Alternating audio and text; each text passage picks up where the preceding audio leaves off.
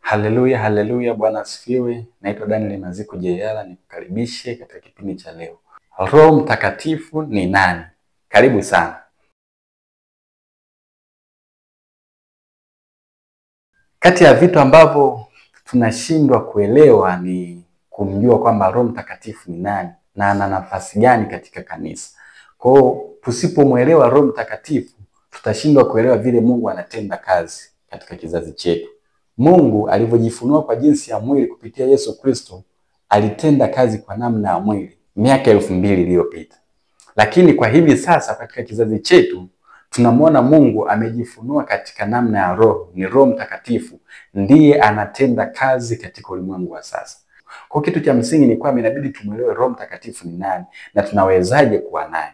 Na namna pekee ya kuwa na mahusiano mazuri na Mungu, namna pekee ya kudhihirisha nguvu za Mungu, namna pekee ya kufanikiwa katika huduma, kufanikiwa katika kila eneo la maisha yako, unahitaji uwe na mahusiano halisi, uwe na mahusiano hai na Roho Mtakatifu ambaye ni Mungu. Haya mahusiano utayapata na utayaweza kuyafikia kama utakuwa unamjua Roho Mtakatifu ni nani. Wengi tumekuwa tukikosea sana kumwelezea Roho Mtakatifu. Wengi tumekuwa tukisema kwamba Roho Mtakatifu ni nguvu, kitu ambacho sio sawa. Nikukumbushe kwamba Roho Mtakatifu sio nguvu. Kuna muda watu wakiwa katika ibada wanaomba au wanamwabudu Mungu, kuna ile hali inakuja ile ya kujawa na nguvu, ile kujihisi una nguvu za kuomba, ile kujihisi yani hivyo. Kwa maana sasa kumbe watu wengi wanakuwa wanajaribu kuexperience, wanajaribu kuimagine kwamba huyu ndio Roho Mtakatifu. Huyo sio Roho Mtakatifu, vile tu ni udhihirisho wa nguvu za Roho Mtakatifu, lakini unahitaji kumjua Roho Mtakatifu ni nani katika maisha yako. Kwa maana sasa wengi wanaamini kwamba kumbe akiwa tu na ile nguvu basi yuko na Roho Mtakatifu. Sio kweli. Kwa maana sasa kumbe inabidi tumuelewe kwanza Roho Mtakatifu ni nani na anatendaje kazi na yukoje, ili tuweze kuelewa au tuweze kujenga mahusiano imara ya kwetu sisi na Roho Mtakatifu. Roho Mtakatifu ni nani? Roho Mtakatifu ni Mungu. Roho Mtakatifu ni nafsi ya Mungu aliye hai. Kwa hiyo Roho Mtakatifu sio nguvu, wala Roho Mtakatifu sio kitu. Roho Mtakatifu ni mtu. Roho Mtakatifu ni nafsi ya Mungu iliyo hai. Kwa maana nyingine Roho Mtakatifu ni the person, ni personality. Roho Mtakatifu ni mtu ambaye na yeye ana uwezo wa kuona, ana uwezo wa kusikia, ana uwezo wa kuhisi, ana uwezo wa kufanya mambo yote ambayo mwanadamu wa kawaida anaweza akahisi na kufanya. Anaweza akaumizwa, anaweza akachukizwa, anaweza akazimishwa. Yaani maana kwamba Roho Mtakatifu ni personality. Roho Mtakatifu ni mtu. Ni mtu, ni nafsi ya Mungu iliyo hai. Ni mtu ambaye ni mtu kama mimi kwa mtazamo wa kibinadamu, kwamba anaweza anahisia, anaweza akasense. Kwa maana Roho Mtakatifu ana personality ya kibinadamu, kwamba zile sifa za mwanadamu ambazo yuko nazo zipo kwa Roho Mtakatifu. Kwa Roho Mtakatifu in short ni mtu, is a personality. Tusichukulie kwamba Roho Mtakatifu ni kitu, au tusichukulie kwamba Roho Mtakatifu ni just nguvu. No. Roho Mtakatifu ni mtu halisi. Ni mtu ambaye ni roho. Kwa maana yake kama tulivyo na mtu wa kawaida ambaye unaweza ukaongea naye mkayajenga baadhi ya mambo, sasa yeye yupo katika namna ya roho. Ni mtu ambaye anaweza kainteract na mwanadamu. Ni mtu ambaye anaweza kahusiana na mwanadamu akajenga mahusiano mazuri tu.